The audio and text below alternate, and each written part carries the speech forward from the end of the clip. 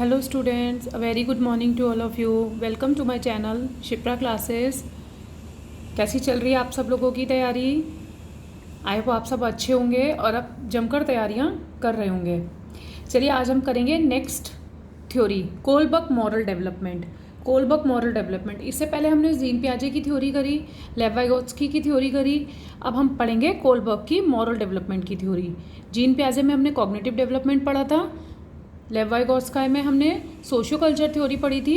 अब कोलबर्ग में हम पढ़ेंगे मॉरल डेवलपमेंट। सबसे पहले आपको पता होना चाहिए मॉरलिटी क्या होती है। मॉरल मीन्स नैतिकता, राइट और रॉन्ग, क्या सही है क्या गलत है, गुड एंड बैड, क्या अच्छा है क्या बुरा है।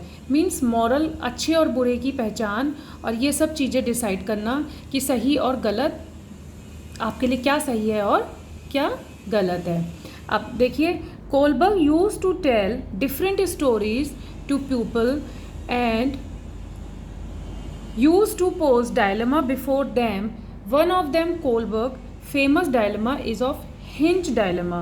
Hinge dilemma का मीनिंग क्या हुआ कि कोलबर्ग ने अलग अलग स्टोरीज दी थी जब कोई किसी हम डायलेमा में होते हैं। डाय का मतलब होता है दो, जब हम दुविधा में होते हैं, हमारे दिमाग में दो बातें चल रही होती हैं कि मैं इस काम को करूं या नहीं करूं, कुछ भी करने से पहले।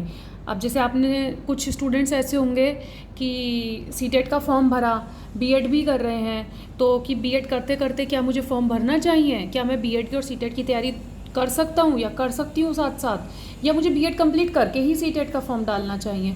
तो इस तरीके से जब आप दुविधा में होते हो कि आपको क्या करना चाहिए और क्या नहीं, तो वो एक डायलेमा होता है। तो उन्होंने अलग अलग स्टोरीज बताई थी कि जब हम किस किस डायलेमा में होते हैं, किस किस दुविधा में होते हैं और हम क्या डिसीजन लेने पड़ जाते हैं। One of them Kohlberg famous dilemma is of hinge dilemma. Hinge मतलब कि हिंज एक बंदे का नाम है, एक आदमी का नाम है जो एक डायलेमा में फंस गया था।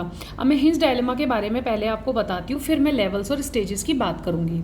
हिंज डायलेमा में क्या होता है?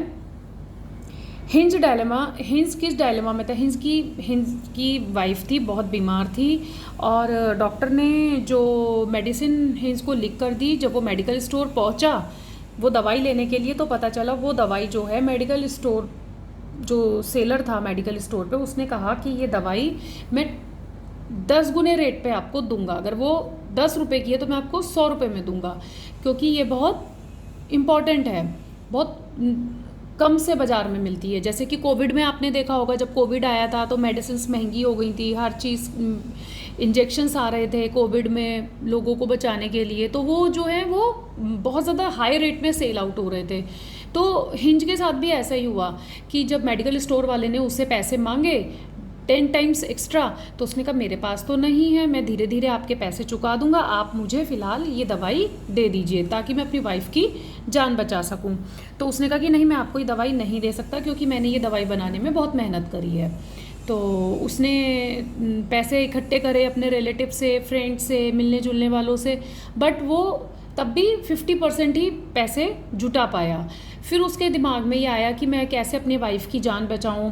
तो उसने ये सोचा, क्या मुझे ये दवाई चोरी कर लेनी चाहिए या मुझे अपनी वाइफ को ऐसे ही मरने के लिए छोड़ देना चाहिए, मीन्स बिना दवाई के ही वो ऐसे जब तक जिएगी।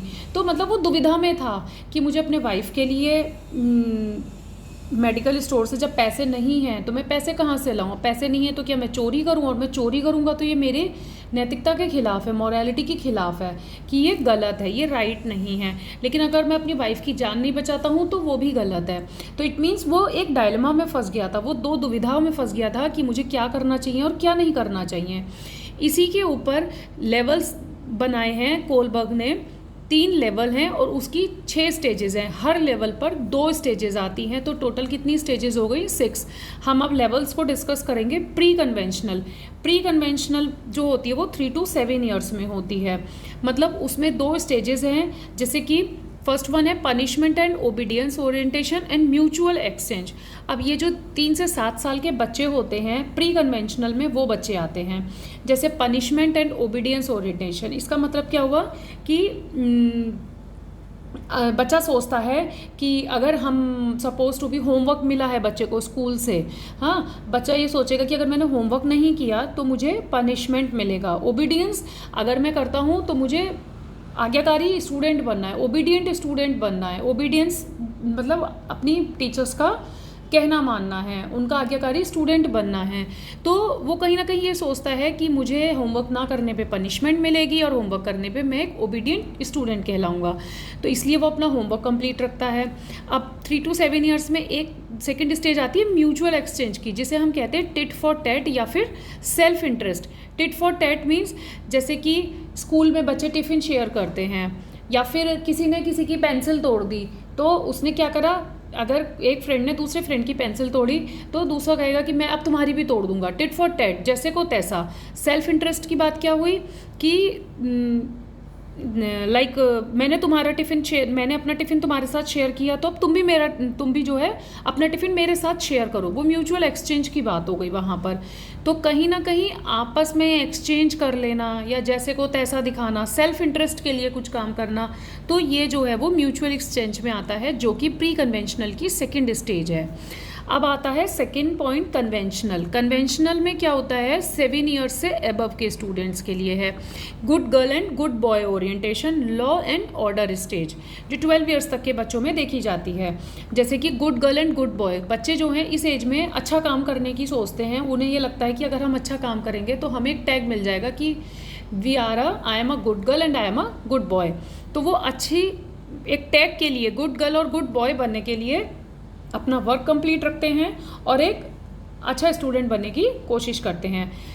Law and order stage, law and order stage में क्या होता है, रूल्स आर रूल्स। जहाँ पर हम लॉ की बात करें, जहाँ हम ऑर्डर्स की बात करें, कि जहाँ पर रूल्स फॉलो करने हैं, कि अगर टीचर ने कहा है कि अगर ऐसा आपको स्कूल में इस तरीके की ड्रेसिंग करके आनी है, 2 चोटी बनाकर आना है, टाई बांध कर आनी है, बेल्ट लगा कर आनी है, मीन्स ये रूल्स हैं स्कूल के, ठीक है। या घर में मम्मी ने कह दिया है कि आपको एक टाइम टेबल मैं आपको प्रोवाइड करूँगी और उस टाइम टेबल के अकॉर्डिंग आपको खेलना है या आपको पढ़ना है या आपको इस टाइम सोना है, इस टाइम उठना है, तो वो बच्चे के लिए रूल्स बन जाते हैं। तो बच्चा उन रूल्स को फॉलो करना लगता है कि रूल्स तो रूल्स हैं, हमें ये फॉलो करने हैं। पोस्ट कन्वेंशनल, थर्ड लेवल होता है पोस्ट कन्वेंशनल। इसमें 12 ईयर्स के ऊपर के बच्चे आते हैं, जो कि होते हैं, फर्स्ट स्टेज होती है इसमें social contract orientation and universal ethical principal.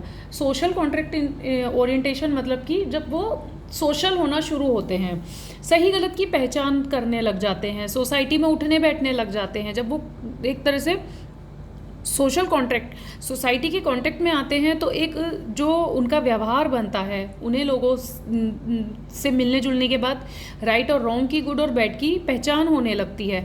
अभी तक तो बच्चे क्या कर रहे थे, अपने इंटरेस्ट के लिए, सेल्फ इंटरेस्ट के लिए बात कर रहे थे, गुड गर्ल गुड बॉय बनना है इसलिए काम कर रहे थे, या फिर टीचर ने या पेरेंट्स ने कुछ कहा है तो रूल्स फॉलो करने ही करने हैं।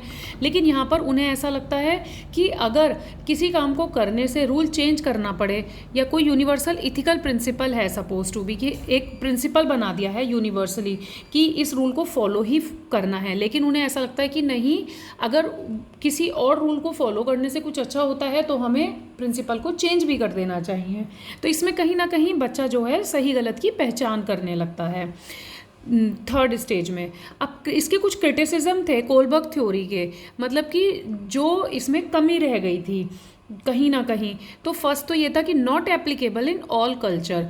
कोलबर्ग की थ्योरी हर कल्चर में एप्लीकेबल नहीं थी, एक हाइपोथेटिकल सिचुएशन हो जाती है कोलबर्ग की थ्योरी में, और बायस्ड सैंपल्स आते हैं।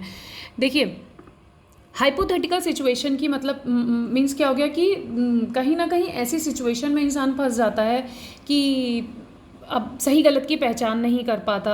और कई बार क्या होता है, जैसे बायस्ड सैंपल्स, कि उसे करना तो कुछ और चाहिए, वो कर कुछ और जाता है, अपने अकॉर्डिंग करता है, बायस्डनेस आ जाती है। बायस्डनेस मीन्स कि अपने जो उसके लिए अच्छा है वो उस काम को करता है। अब जैसे हिंज डायलेमा था, तो हिंज क्या कर सकता था, वाइफ को बचाने के लिए चोरी भी कर सकता था।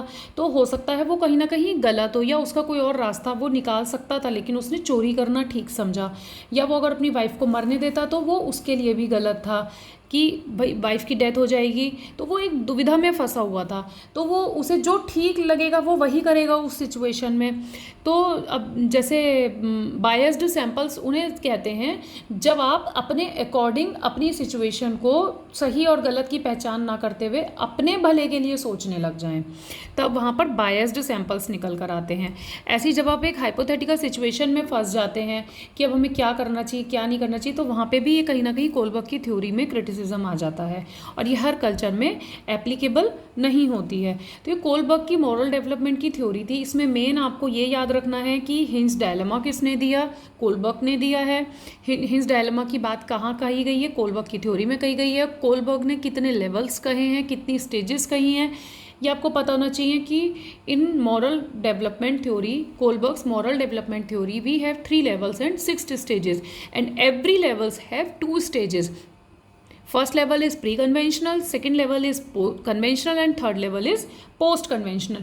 बाकी आपको इन 6 के नाम भी याद होने चाहिए कि कौन कौन सी स्टेजेस किस में होती हैं।